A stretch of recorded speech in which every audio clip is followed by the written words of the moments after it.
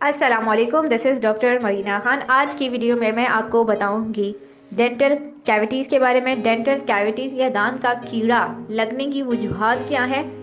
बड़ों में तो डेंटल कैविटीज़ का बासानी पता चल सकता है कि आपको डार्क स्पॉट्स दिखते हैं अपने दांत के ऊपर, या डार्कनेस दिखती है, दांत काला होना शुरू हो जाता है, आपको दांत में दर्द शुरू हो जाता है। लेकिन बच्चों में डेंटल कैविटीज़ का कैसे पता चलेगा?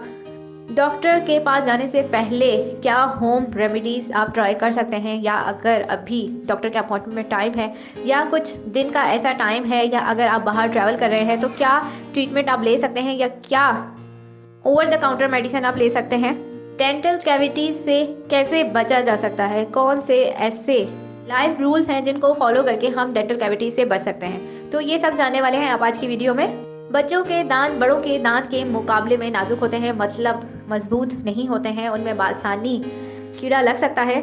और अगर एक बार डेंटल कैविटीज हो जाए तो वो ज़्यादा तेज़ी से फैलना शुरू हो जाते हैं और दूसरे दांतों को भी ख़राब कर देती हैं। इसमें क्या होता है कि दांतों के ऊपर एक प्रोटेक्टिव लेयर होती है जिसे हम इनेमल कहते हैं। किसी भी वजह से अगर ओरल हाइजीन मेंटेन ना रह पाए और फूड पार्टिकल्स दांतों पर जमा होना शुरू हो जाए तो ये बैक्टीरिया को एक फेवरेबल इन्वायरमेंट प्रोवाइड करते हैं कि बैक्टीरिया वहाँ पर ग्रो करते हैं, उस इनेमल लेयर को ब्रेक करते हैं और दांत को ख़राब करना शुरू कर देते हैं। एक दफ़ा दांत डैमेज होना शुरू हो जाए उसको रिवर्स नहीं कर सकते हैं, मतलब जो हिस्सा दांत का ख़राब हो गया, ज़ाया हो गया, उसको वापस से जनरेट नहीं किया जा सकता। और अगर कैविटीज़ को बर वक्त ट्रीट ना किया जाए तो ये मज़ीद ज़्यादा हो सकती हैं। टाइम के साथ साथ तकलीफ भी बढ़ जाती है और ट्रीटमेंट भी एक्सपेंसिव होता जाता है। क्या रीज़न्स हो सकते हैं डेंटल कैविटीज़ के, डेंटल कैविटीज़ क्यों होती हैं? तो उसमें सबसे पहला और मेन रीज़न है प्रॉपर ब्रशिंग नहीं हो रही है। ब्रशिंग तो हो रही है लेकिन ब्रशिंग की टेक्निक होती है, प्रॉपर टेक्निक होती है, अगर वो फॉलो नहीं की जा रही है तो डेंटल कैविटीज़ हो सकती हैं। कुछ ऑर्थो ट्रीटमेंट चल रहा है, ब्रेसेस लगे हुए हैं अगर, तो उसमें भी प्रॉपर ब्रशिंग नहीं हो पाती है जिसकी वजह से डेंटल कैविटीज़ हो जाती हैं।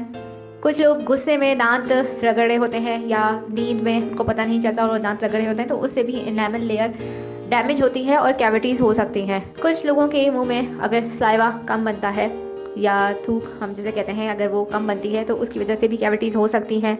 प्रोसेस कार्बोहाइड्रेट्स, नेचुरल शुगर्स और स्टिकी फूड्स ये भी वजह बनते हैं डेंटल कैविटीज़ की। बच्चों में एक हैबिट होती है कि सोने से पहले अगर उन्होंने कुछ शुगरी जूस पी लिया है या कुछ ऐसी ड्रिंक जिसमें शुगर है, वो पीते पीते सो गए हैं, या कुछ ऐसी ड्रिंक पी है और उसके फ़ौरन बाद जो है वो सो गए हैं, तो क्या होता है कि वो शुगर उनके माउथ में रह जाती है, वो मिठास माउथ में रह जाती है और इस तरह से बैक्टीरिया इजीली ग्रो कर सकते हैं।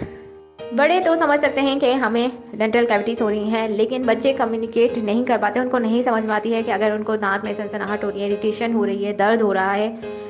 लेकिन पेरेंट्स फिज़िकली मॉनिटर कर सकते हैं, जैसे कि अगर बच्चा मुंह में उंगली ले रहा है और वो भी नॉर्मल से ज़्यादा मुंह में उंगली ले रहा है तो मतलब उसको दांत में कुछ तकलीफ़ है, स्वेलिंग हो रही है, बच्चा खाना पीना अवॉइड कर रहा है।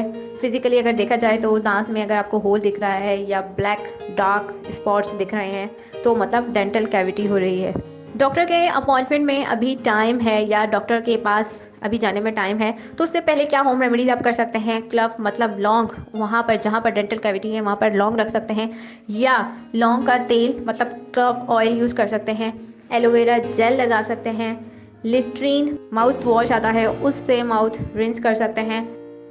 खाना पीना कम करें जब दांत में दर्द हो रहा है, या अपने सर के नीचे डबल तकिया रखें या ऊंचा तकिया रखें, जिसकी वजह से क्या होगा कि दांत की तरफ ब्लड सर्कुलेशन कम होगी और पेन कम होगा।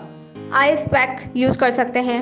कुछ over the counter medicine use कर सकते हैं, जैसे ओरा बेस जेल आती है वो यूज़ कर सकते हैं, या ब्रूफीन की टैबलेट या सिरप ले सकते हैं। वार्म स्लाइन वाटर से माउथ रिंस कर सकते हैं, मतलब पानी में नमक डाल के उसको गर्म किया और नीम गर्म पानी से माउथ रिंस किया। जैसा कि प्रिवेंशन क्योर से बेहतर है, तो कोशिश की जाए कि हम ऐसी रूटीन रखें कि डेंटल कैविटीज़ हो ही ना। तो क्या प्रिवेंटिव मेजर्स हम ले सकते हैं? दिन में 2 बार लाजमी ब्रश करें, खाने के बाद ब्रश करें। अगर ऐसा है कि खाने के बाद ब्रश नहीं कर सकते हैं तो लाजमी माउथ वॉश करें। आप माउथ वॉश के लिए सबसे अच्छा आप घर पर माउथ वॉश बना सकते हैं। क्या करेंगे कि नीम के पत्ते पानी में उबाल के उस पानी से माउथ रिंस करेंगे।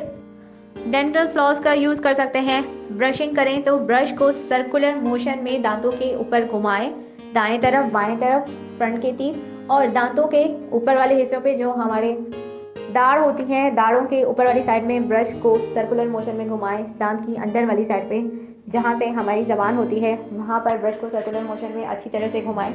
फ्लोराइड टूथपेस्ट का इस्तेमाल करें। हर 6 महीने के बाद डेंटिस्ट से चेकअप करवाएं। बच्चों को खाने के दरमियान पानी ऑफर करें।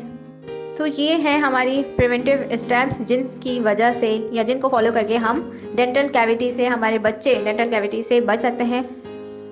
ये था हमारा आज का टॉपिक। फिर मिलेंगे। अल्लाह हाफिज़।